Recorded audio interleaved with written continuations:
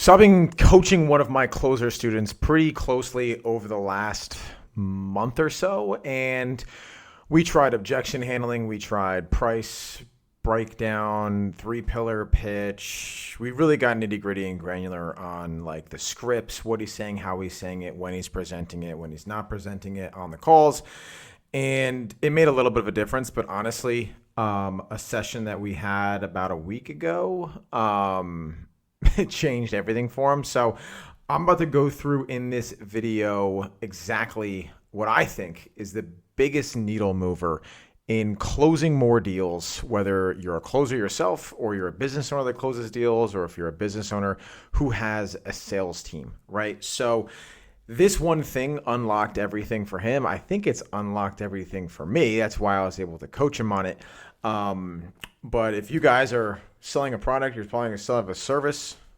But if you guys are selling a product or selling a service, it's super simple, honestly, to put into practice, and it's super powerful. So let me just preface this. I coach setters and I coach closers pretty much every single day inside of our coaching programs. We got a little bit over 400 students in there. And the big thing that we get into every single week is mindset, right? Sales mindset, your belief system, how you think, how you operate, the emotions that you have, the emotions that you actually take action on, right? Because that little voice in your head says a lot of stuff, and we ultimately decide what we're actually taking action on that we're thinking about, right? That ultimately determines your life and who you are and what you are about, right? So sales mindset is a massive thing that you need to be paying attention to. So the big thing, right, is just being you. Simple, right? Just be yourself. Actually, I could end the video right there. It wouldn't be very helpful. So this particular closer that we're talking about, he was reading scripts. He was going through our coaching program. He was on our coaching calls. He listens to like our, coaching call bank, right? We have a bunch of different calls from a bunch of deals that closed. He got caught up trying to be someone else, right? He was trying to say words that other people said in the way they say it. He used little idiosyncrasies and stories that other people said, not him. So essentially he was regurgitating someone else's words, right?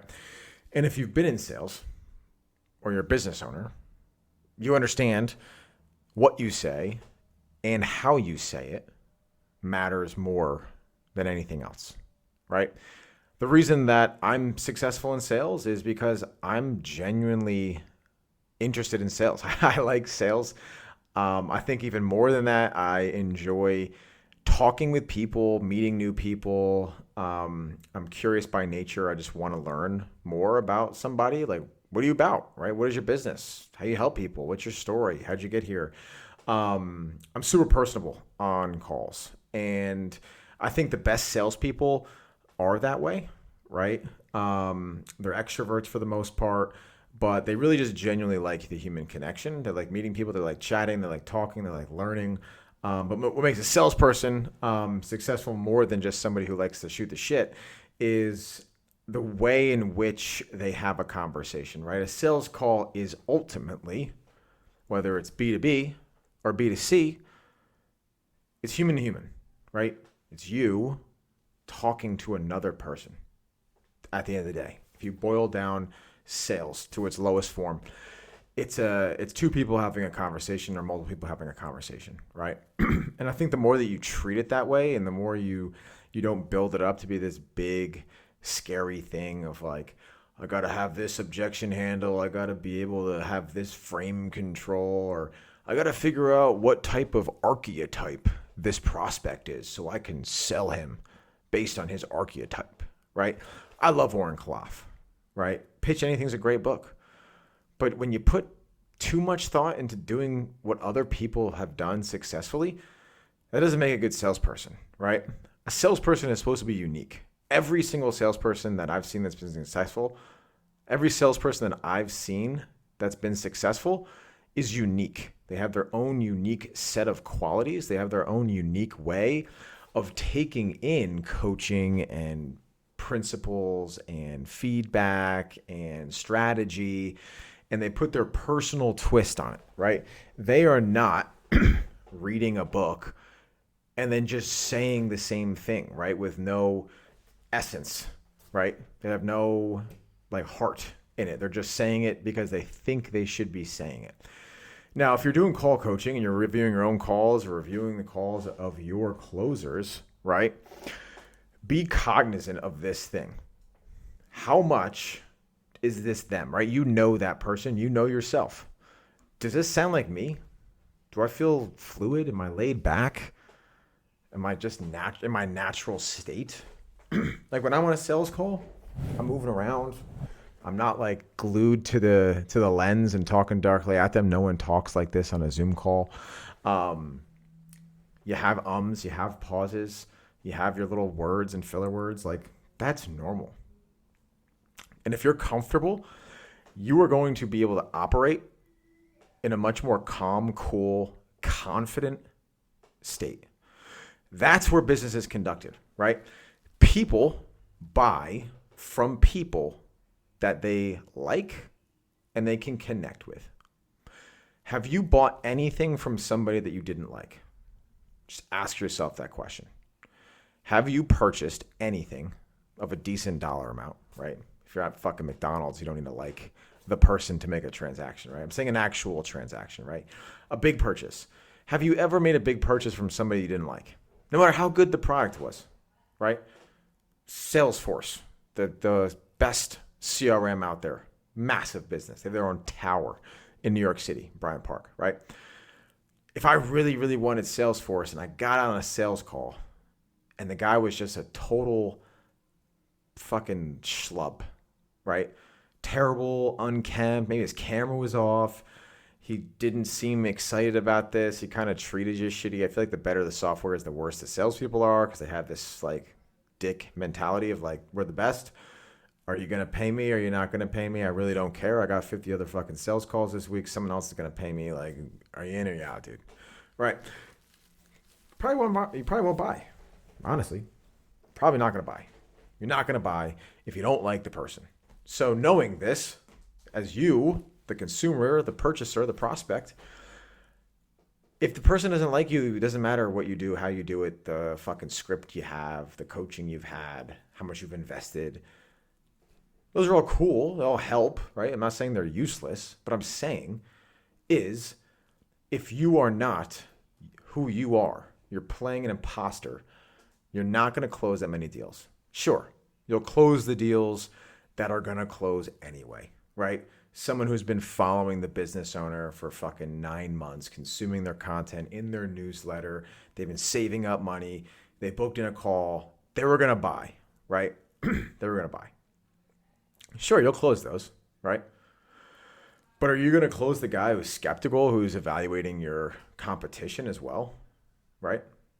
Like if someone has a sales call with you and your main competitor, and you do a similar service, similar unique value proposition, similar price, what is the differentiating X factor that's going to get that person to choose you over them?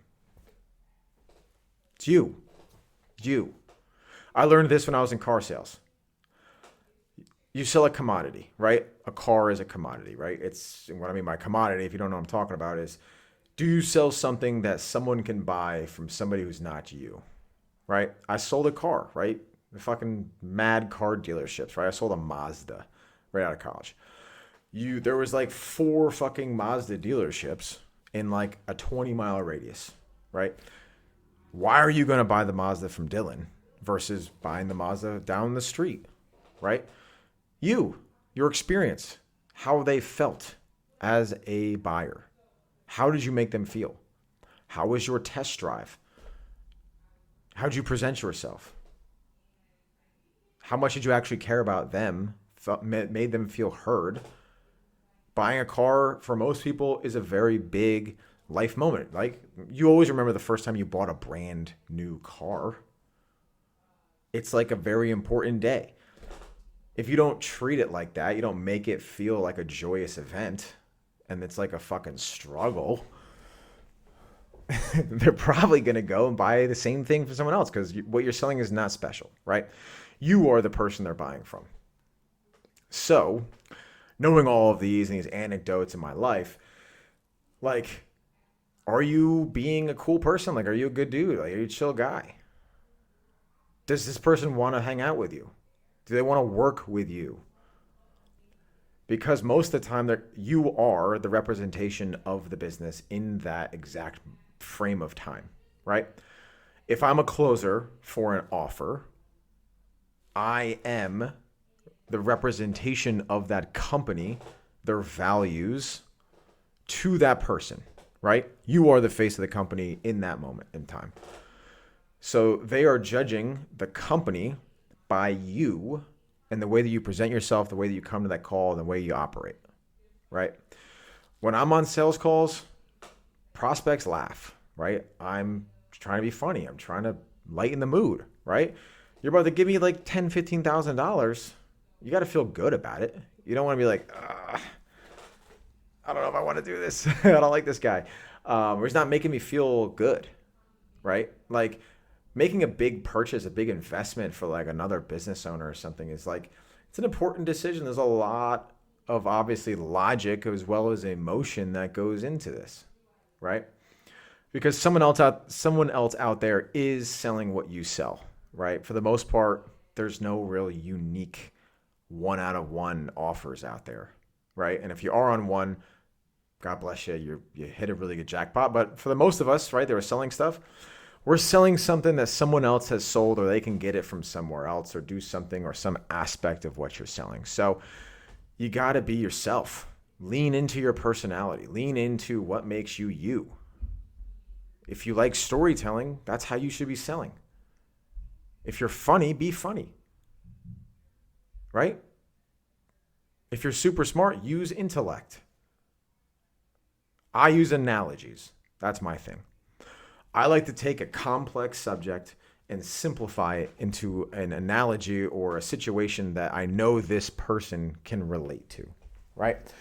If you're trying to teach me some like crazy math equation when you were learning math, you know the stories? Like, Lisa has 15 watermelons. And if she gave 5 to Johnny and 3 to Billy, how many fucking watermelons does she have? That's so much easier to do a math equation because it's like a situation, right? Instead of being like, this is the equation, right? Make it simple. Make it easy. Be yourself. So if you're watching this video and your close rate's low, or you're not making enough, or you think you'd be closing more, just lean into who you are. Have fun. This is sales. It's a fun job. If you let it be. Enjoy the ride. So you can make a bunch of money in sales. Why would you want to like fucking struggle? You don't have to struggle. It doesn't have to be hard. You don't have to overcome all these objections. Most of the objections are coming because you're not being yourself and they don't trust you. So be yourself. And if you being yourself is worsening your close rate, then experience more things, read more, interact with more people in the marketplace, connect, network, go travel, get some life experience, get out of your fucking room. But I thought this was needed. I wanted to share this with you all.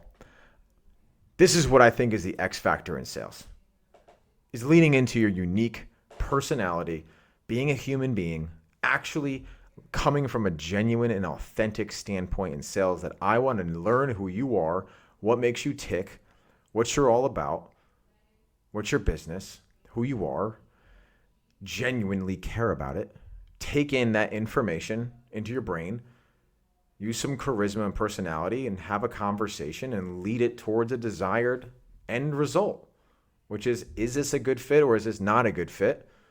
If you are, we should do business together. If it's not, cool. No harm, no foul. The more you lead and come from that position, the more you're going to be successful, the easier the success will come because you're just being you. The deals that I close, I can't even tell you like, what was the objection you handled? What was your frame? What was your best discovery question? I don't know. I just had a fucking conversation with another human being and it made sense to work together. He had the budget and the need. We had the solution to that need. And it made sense. And we work together now. And we can I can call him up and ask him personal questions or shoot him a text or wish him Merry Christmas or Happy Thanksgiving.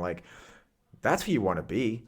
That person is going to refer business friends, family, whatever it is, to you. I had a really good experience with Dylan. Dylan's a cool guy. He's getting us results.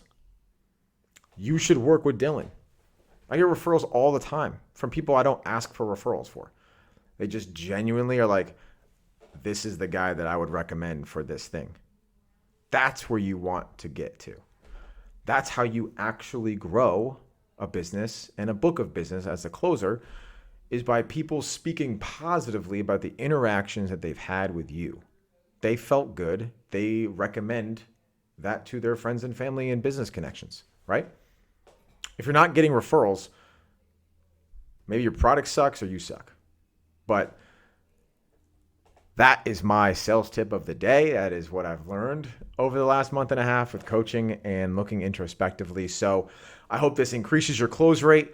And if you want help with increasing your close rate, closing more deals, getting more appointments on the calendar, there's going to be a link underneath this video or somewhere. Book a call with me. Happy to chat with you and see how I close. Book a call with me. I'll see you in the next video.